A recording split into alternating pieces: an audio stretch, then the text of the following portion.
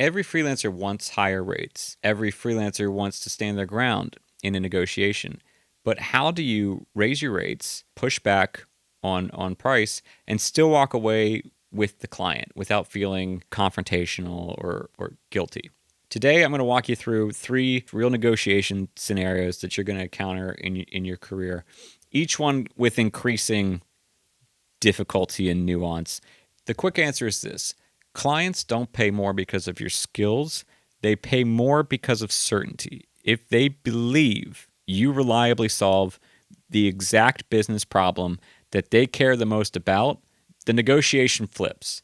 They stop evaluating your price and they start evaluating the risk of not hiring you, right? They start making the case for why you should work with them, which is ideal. But that leads to the obvious question: how do you create that level of certainty naturally in a conversation, especially a money conversation, which tends to get awkward with some people? So to teach this, let's walk through 3 negotiation scenarios that freelancers face 99% of the time, and the exact moves that more senior freelancers make to win each time. Because very rarely does the conversation with the client stop and everyone goes, okay, now let's begin the negotiation stage, right? So this is what negotiation actually looks like in the real world, so you can spot it and handle it correctly. Scenario 1, can you do it for less, right? This is a classic. You say your price, they flinch, and then they go, oof, can you do that for a little less?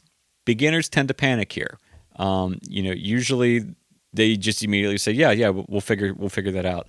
But pros slow the conversation down and focus it on outcome, not price. They say, totally fair question.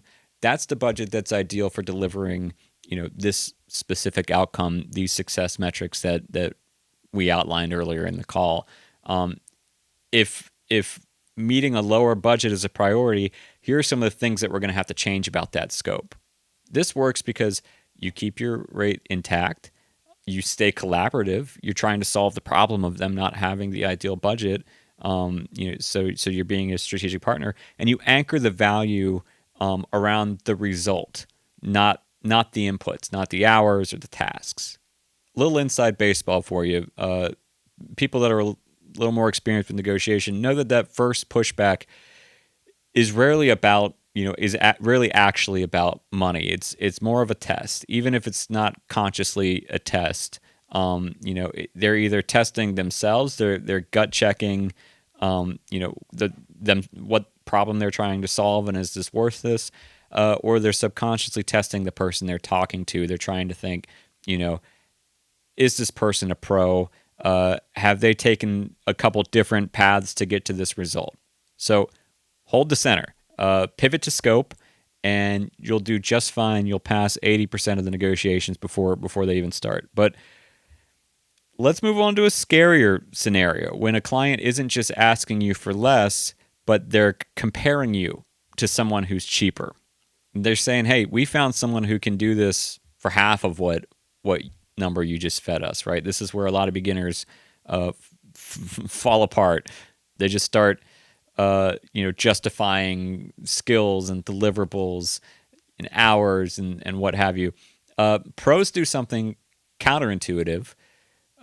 They validate the point that the client's making. They say, hey, yeah, totally makes sense. If budget is the priority here, you should definitely go with that person.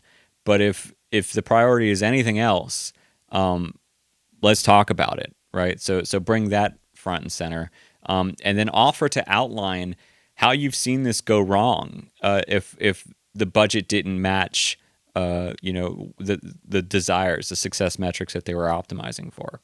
Break it down. Here's what usually goes wrong if somebody doesn't spend X amount on something like this. Here's the hidden cost of if this underperforms. Here's what this means for your business, and you're likely going to have to come to me or somebody like me anyways, and pay twice for it. And when you articulate that risk clearly, clients quickly realize, that we're not comparing price here, we're comparing outcomes. Which outcome do you want, not which price do you want? It's powerful. This is why pros win negotiations when they're 2 or 3 times more expensive than anyone else that the client is talking to.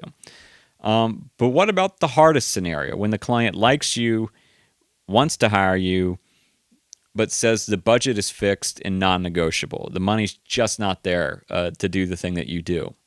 This is a make or break moment. A lot of beginners either accept the low offer or they walk away entirely. Pros do neither in this situation. They say, okay, we can handle this one of 2 ways. Thanks for sharing the number with me. That makes this a lot easier. We can either design something that fits your budget, that's probably going to look a lot different than the thing that we've been talking about, or we can keep the original scope and phase it out over, a set period of time. Which path, which path are we going with? Which path helps you reach your goals faster? This works for a couple reasons. First is it works with their constraint, right? You're a strategic partner. Next, you give options without discounting your value, and you keep yourself positioned as that strategic partner. Now a client is solving problems with you, right? That's the dynamic that you want to create on that sales call, is that you're side by side working together on a solution here. And honestly, the real truth behind the scenes of that particular scenario is a lot of the times fixed budgets aren't really fixed budgets. It's just they don't understand yet.